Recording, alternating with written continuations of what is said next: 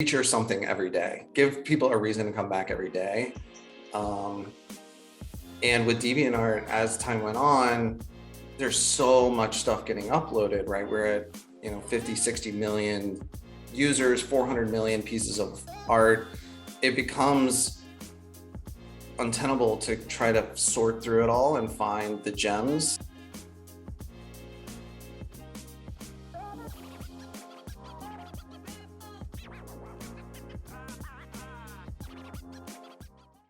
All right. Well, today I have a very special guest. He is one of the co-founders of an online art community that I grew up on during the early .com days, which is a DeviantArt. If you've never heard of it, it's an online art community that's got a lot of art, videography, photography from artists all over the world. It was later acquired by Wix, an Israeli web services, web hosting company. But Matthew Stevens over here today is one of the co-founders. So welcome to the show. Hi, yeah, thanks for having me. Yeah, so let's go way back. How did this idea even start? Where were you? I think you were in college, I believe. So yeah, let's go way back. Yeah, I was actually in high school. So Holy crap, that's huge. so before Napster, downloading music on the internet was kind of all over the place. There were a lot of websites, both illegal and legal, where you could download MP3s just straight from the website. I was involved in the legal side of that scene, and I was working with a couple of other guys, just helping them with their existing sites. The company that they were running was called Dimension Music, or dmusic.com. And it was an early predecessor to mp3.com, where artists could go and upload music for their fans, and their fans could go and download it and interact with the band. And yeah, it was really fun. I was always on the design side of things. So I got my start when I was probably 15 or 16, learning Photoshop, via online tutorials like so many other people. I created a website called Wasted Youth, which just very angsty 16-year-old website. But I was obsessed with learning how to design, and I figured I would create tutorials for others as I learned this trade. And yeah, and so I was heavy in IRC, like the first, well, I guess they still exist, but like internet relay chat, like these huge chat rooms. And I was in the process of building a community where designers could upload the artwork that they were creating with my tutorials. It was essentially a forum, but it was a little bit more in depth than that. At the same time, I was creating a lot of WinAmp skins and was heavily involved in that skinning community, which had a big overlap with the MP3 community. And so two of these guys that I was friends with were creating a similar site, but just for skins. They saw that there was a real lack of communities around the skins, and wanted just kind of like a repository for all of these. And when we really started diving into it a little bit, I was like, wow, there's a huge amount of overlap between the functionality of what you're building and what I'm building. Why don't we combine these ideas and really just open it up to every type of art? Because the same features work regardless if it's, a painting or a digital art or a skin, or literature or poetry. Like anything really could theoretically be what we would call a deviation, right? That's anything uploaded to the site. And they were on board. And so it was three of us that started it. And it was kind of an immediate, it wasn't super immediate, but within 6 months, we knew we had something special. And you were still in high school then? Yeah, this was the summer after my senior year. So I had just Wow. turned 18. And the site launched August 8th of 2000. I moved to Austin August like 15th to go to college here at the University of Texas. And yeah, I ran it all through college with these two other guys. And it was a lot of fun, but it was a lot of work. And my senior year, I really wanted to have a year that I lived like a normal college student. It was right as the dot-com bust was, coming down, and things were getting really hairy, and DeviantArt wasn't nearly as fun as it was 4 years before. So I took a step back and got to live 1 year as a college student, and continued to kind of work here and there with DeviantArt. But I really wanted to focus more on design. That was always my passion, was the craft, and really getting into the nuts and bolts of design. Yeah. What were some of the just features that you designed in the early days, and what were things that surprisingly worked, or things that didn't work? Yeah, I mean, early on it was really basic. So, you could upload work, you could comment on work, you could favorite things. Well, I think you could favorite things. There was online forums. What really was important for us early on was fostering that community, getting those core members engaged all the time as much as you could. So what that meant for us, we commented on everything that got uploaded those first 6 months. I mean, we tried to set a good example of what a healthy community could look like. Eventually it got to the point where we just physically couldn't anymore. But at that point, right, it had already kind of taken off and people were engaging on their own. And it just kind of set the tone of what the community should look like and how supportive it can be. And, this was 2000. So the toxic internet communities were a little different. Like, I don't know, DeviantArt was always a little different in that way. Yeah, there's plenty of bad apples, but for the most part, DeviantArt was always very supportive. It was a lot of older artists trying to help younger artists or less experienced artists learn the craft and learn the trade. And tutorials were a big part of that early iteration of DeviantArt, and it still is. One of the first things I did when we built it was to port all the tutorials. I had hundreds of tutorials at the time. I ported all of those into DeviantArt, just to kind of seed that content and help people understand what it could look like. Yeah. That sounds so much. It reminds me of the story of Reddit. How the founders would create multiple accounts and engage and thank and comment on any post that kind of got, and then until at some point they came back one day and they didn't have to do that anymore because the community was doing it on its own. But also sounds like the early days of YouTube, where anytime somebody uploaded a video, they were so grateful, and so they would engage and comment and like and all that stuff. So yeah.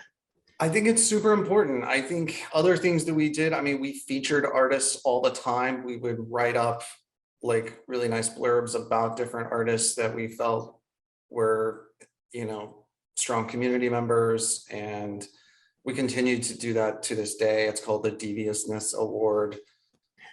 We feature art every day.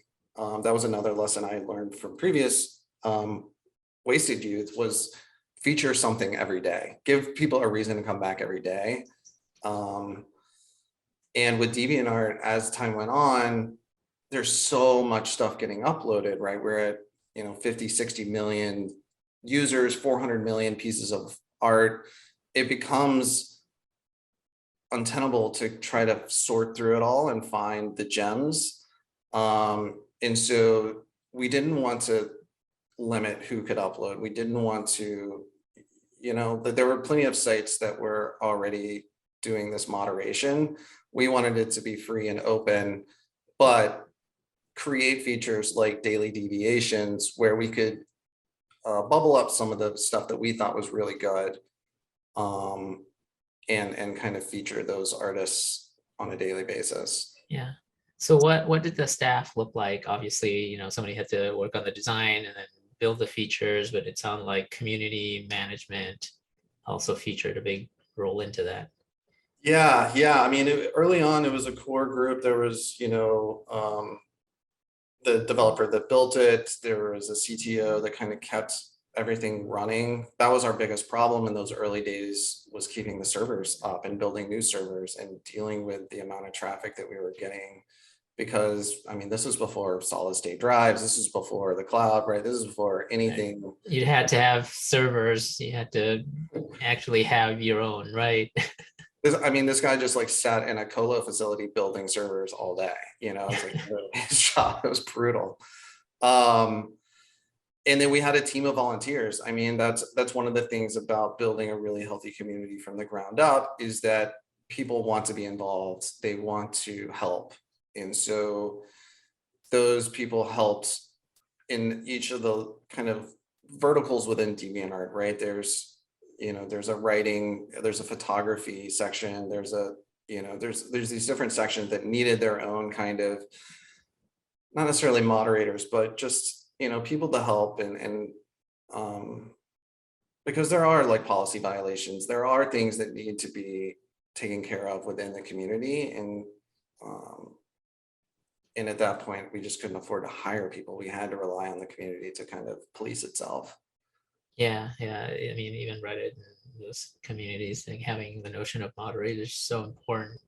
What about like copyright violations and people, bad agents using this as essentially hosting of, illegal material and copyrighted material? Yeah, I mean, that is always a challenge. Still to this day is a challenge. I will say, like, from a technological standpoint, we're constantly building tools to make that easier, to bubble up things that we think might be violations earlier, developing algorithms that help identify those.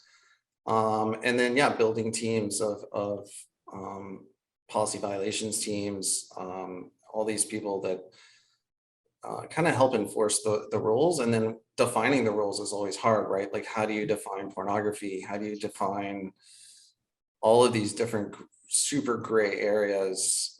I will say early on, we had a really rough rule of, if you could envision this being in a museum somewhere, then we'll allow it. Mm-hmm. Intentionally vague, intentionally open for interpretation, but it helped us kind of draw a line somewhere. Yeah.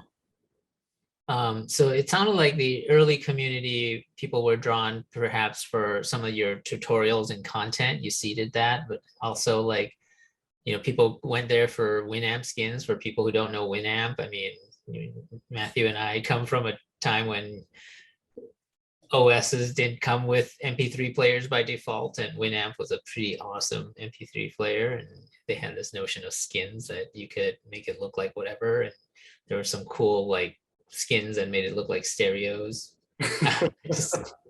with equalizers and all that.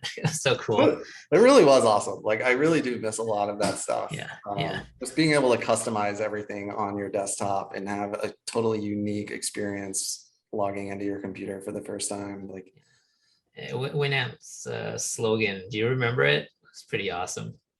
I loved it. I think they're resurrecting it, actually. Oh, is it? I saw something about how they're trying to bring it back, and I hope they do. But yeah, it's tough with Spotify and Apple Music. Like, they're the ones that own it all now. So right. Yeah, but Spotify always looks like Spotify. That's the appeal of WinAmp, right? I think there's maybe an opportunity for the OG WinAmp skin creators to make them all NFTs now. Like, imagine if you could have like a really popular skin and own it. That would be interesting. a great idea. I love that. Let's do it. Yeah. Seriously. So what were some of the, again, so WinAmp skins, your tutorials, what were other draws to the crowd, kind of getting traffic? The community itself, right? The forums were always really popular. Later on, we would introduce groups. And so the challenge that we faced as the site grew was it started to lose a little bit of that communal feel when there's a million people, right? So you think about how Reddit does it with subreddits. We were trying to create groups around shared interests. So Photoshop lovers was a group, right? Like there's like Yeah. different types of groups within the community. Those took off pretty much immediately. We did a lot of interviews. We did a lot of premium content. So early on, revenue streams were really advertising and these premium memberships. And so we were constantly hunting for content that we could provide to these premium members that was exclusive. So like skins, for instance, that were only exclusive to those premium members. We had a zine that we published, every so often, with some featured artwork and interviews and things like that. Yeah, I mean, there wasn't a whole lot. We even had like a little chat box on the side of the website, which is crazy to think of now, of just like being able to go into a chat room with 10,000 people now. But yeah, we had fonts. We had a lot of resources, stock photos, textures, a lot of things that artists needed to create the art. Yeah, I remember downloading Photoshop brushes, fonts, Yeah. like you said, and textures back during the Photoshop days. So all the above. Wallpapers was always a really big one. Oh my God, yes, yes, that's so right. Yeah, Yeah, so yeah. When did you guys start thinking about the monetization? I mean, we knew it was going to be an issue from the get-go, just because we knew that what we were hosting was going to be substantial in file size. We knew our bandwidth costs were going to be substantial. And so we were thinking about it from the very beginning. We were lucky to be under the umbrella of Dimension Music when we started. So we weren't immediately strapped. We had a little bit of a bankroll to kind of get us off the ground, but we knew that we had to think about it from the very beginning. So we weren't focused on trying to monetize the members of our community. It was really, how can we build features and tools that people actually want and would use? So when we built these premium memberships, we added the ability to gift them to people, which became a very popular way to just show appreciation for another member of the community. Reddit Gold is kind of the same idea. Ads, ads have always been like the bread and butter, but that's unreliable. And so really trying to diversify that. One of the last big projects that I built there was the physical print aspect. So allowing artists to sell physical representations of their work, get a cut, and give DeviantArt a cut as well, and just kind of streamline that whole process. So things like that, things that it doesn't feel like you're taking advantage of the community. Right. Yeah, I remember buying a print of an artist I admired. Yeah. Did that strategy work? It did, and it's still around, and it's yeah, all of these features kind of worked in different capacities. I think the Prince one was a big one. It poses challenges that are unique to that world, but I think that we ended up with a really quality product at the end of the day. We went through a lot of vendors to kind of facilitate those prints, but it was funny because I was still in college. I was probably 19 or 20 when I was trying to figure out which of these vendors to use, and I probably had 300 of these prints, and they're all the same because I needed to compare like apples to apples. So I had like 300 versions of this one painting done by this guy Aaron Jasinski, who's fantastic. Wow. It is funny. It was like ridiculous. And if gradually stepped away, would you want to talk about that? And then also like, how did it start to get, what was, it was part of the music group, but like talk to us about kind of like the Wix deal. I'm sure there were maybe other suitors. Yeah, so during the dot-com bust, our primary investor was Michael Ovitz, who's a big Hollywood investor, and his lawyers basically told him, that there's a lot of copyright potential copyright lawsuits on DeviantArt. They were worried about our user agreements and the all the agreements that artists were creating, and it posed a real problem for DeviantArt at the time. It was a rough period in general for the tech community. And so, yeah, I mean, DeviantArt almost didn't make it through that. Angelo, who's the current CEO, really did an amazing job of like pulling DeviantArt through that period. And like, for instance, Dimension Music, I think went under at that point too. So like everything around DeviantArt seemed to dissolve about the same time. And so it's amazing that DeviantArt was able to pull through. And then, I wasn't as close to the Wix acquisition, but I think it totally made sense. I think they immediately got access to all of these fantastic designers, a community of people that could build themes for their website builder. And, it seemed like a good marriage. And DeviantArt needed resources. So DeviantArt went through a rebrand around a couple of years before that acquisition, and needed resources to really roll out this massive rebrand. And Wix was able to provide that. So it worked out really well. Now it's the design looks very different and modern, kind of looking back on the design throughout the years. But it's great to see that it's kind of made it through, because not a lot of the, I would say, first .com generation era startups made it through.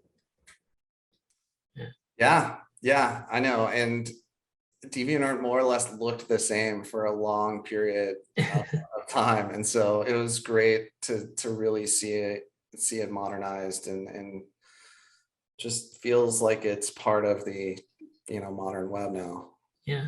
So tell us about your journey afterwards. What happened after DeviantArt, and where are you now? Yeah, so in high school, before DeviantArt, I was working at design agencies.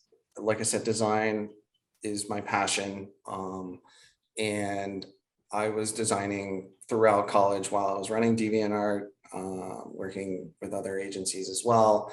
When I graduated, it was, like I said, it was a tough time. This was 2004. Design jobs were hard to find. Any tech jobs were hard to find in 2004. I ended up, I think my title was webmaster of the UT Law School for a year, and just kind of ran all of their stuff. And then I really wanted to get into the startup scene. I love startups. And so, yeah, I bounced around different startups here and kind of led the design efforts at these startups. I managed design teams at a couple of agencies, built a lot of teams. Let's see, I think 2016 was really, I guess 2008, I started freelancing. I kind of left the full-time role and really wanted to just kind of, work from home and manage a couple of clients. And I'm a very big believer in work to live, not live to work. I love designing, but I don't want to get burned out. I feel like DeviantArt taught me at a young age what burnout can look like and how it can make something that you love so terrible.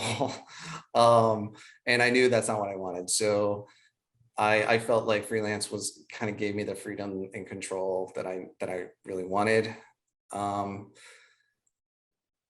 2016, there's a lot going on in my personal life, but I really needed some, just a little bit of stability. And so one of the companies that I had worked at was with a friend of mine, and he was like, hey, I've got this startup. They're looking for a head of design. They would love to talk to you. And I always told him, no, I'm not looking for full-time work. But timing worked out really well. The company was called The Zebra, thezebra.com. It's like a insurtech company. Loved the team. And so I went full-time there in 2016, serving as the VP of design. And so building out a pretty big design org full of designers, product designers, marketing, brand designers, researchers, UX writers, design ops, the whole thing. And Wow, how big was the team, the design team? it was 22 when I left. I left Wow. about 6 months into COVID, but it was pretty amazing to see design running like that at scale so quickly too.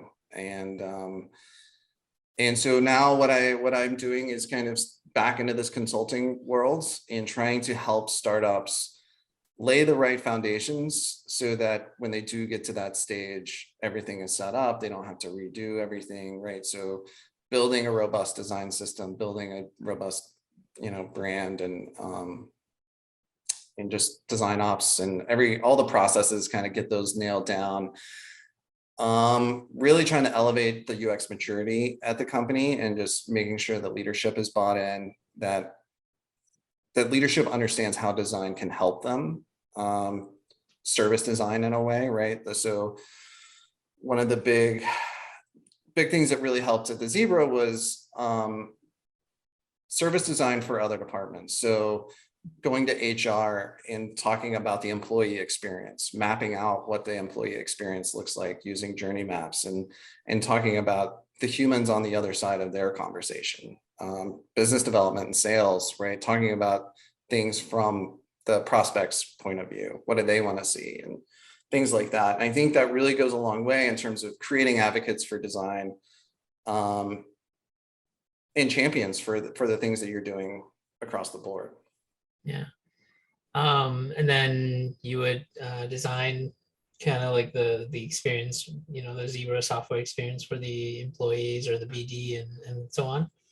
Right, exactly. Yeah. Whatever those deliverables and assets look like, ultimately came from us as well. But it was a lot of just helping them understand what design thinking looks like, what human-centered design looks like when it's not just a digital product or a website. Yeah, well, great. If people want to get in touch with you, what's the best way to get in touch with you? Yeah, good question. My website is matthewstevens.com, Stevens with a PH. It's a common misspelling of my name. Yeah, and so right now I call myself a fractional design leader. And it's really meant to help startups kind of have a senior design leadership role without having to pay Right, senior design leadership costs. Yeah. It's working out really well. I'm helping teams hire their first designers. I'm helping, really just set the tone for what design can look like. Yeah, so website matthewstevens.com. I'm LinkedIn, Twitter. Yeah. I'm active on all of that stuff as well. Dribble. I'm Matthew Larn, Larn. That's my middle name. So if that one's always easier to find. Wait, you're on Dribble? I am, yeah. Oh. I know, it's funny. I mean, you can always find me on DeviantArt too. I'm Matteo, Matteo. I'm on DeviantArt. So, yeah. I mean, there's I've learned of other niche kind of art sites, right? Like there's also like ArtStation, which is pretty cool for more graphic artists and special effects and all that stuff. Yeah, so I think it's awesome to see how it's evolved over time. And there's been a lot of these communities that have taken a lot of inspiration from DeviantArt, which I loved. Flickr was a great example of, they were really trying to replicate what DeviantArt was doing early on. I didn't realize that. Yeah. I mean, it's great because it's what I wanted back then, and that's really what I was trying to build was something that I really wanted. So I'm happy that there's so many more of these resources, so many more like design influencers and just like ways to learn design, For sure. Yeah. I think I wish I had all these resources available to me, kind of like, DeviantArt was a huge resource for sure. Like I mentioned, with the tool, the brushes and textures and stuff. But nowadays, yeah, there's like what YouTube, Skillshare, like there's Udemy, what have you. You're so lucky. In terms of startups, like, kind of what in I guess anything you talked about burnout, right? And any other valuable startup lessons? That's a good question. I mean, um, yeah, I mean, pace yourself, understand that a startup doesn't have to, like, I think a lot of people misconstrue startup work as this like breakneck speed and you're working all day and night and there's no boundaries. I think that that misconception is important to point out of not every startup's like that. And if it is like that, you know, you have control over it. That for me has been helpful, right? Like understanding when to turn Slack off, when to set meeting times and things like that. That's been helpful for me. And I try to help younger people who haven't gone through it as much of like, look, you can't sustain this. And I think COVID has really made it clear that people are getting burned out more and more. And, you know, they need help understanding how to combat that, I think. Yeah. Yeah, it seemed like that was such a norm during the first .com days. I had similar startup experiences where, we were working every day, including Sundays. But it was like Monday through Saturday were like full days being like, I don't know, definitely more than 12-hour days. And then Sunday was like the 8-hour day. It was like a half day. And, it was really tough times. But then, it's like you heard stories of everybody's doing that. And if you're not, then it was a Yeah. bit of peer pressure back then too. But then I think now the world is, like the culture is more like that. Yeah, that's toxic and not sustainable. And so I'm glad that that's kind of for the most part gone away. Yeah, I think so. I definitely notice it a lot less, especially as hiring has gotten harder. Right. Yeah, exactly. It's important to point that out. Well, thank you so much, Matthew. Like, this was pretty awesome. It was so great to have met you, and DeviantArt still, being one of the OG online art communities. Kind of like I could totally, kind of relate to your journey, and having used your resources. It was really cool to meet you. Thanks. Yeah. Yeah, it's been awesome. I appreciate you inviting me on here.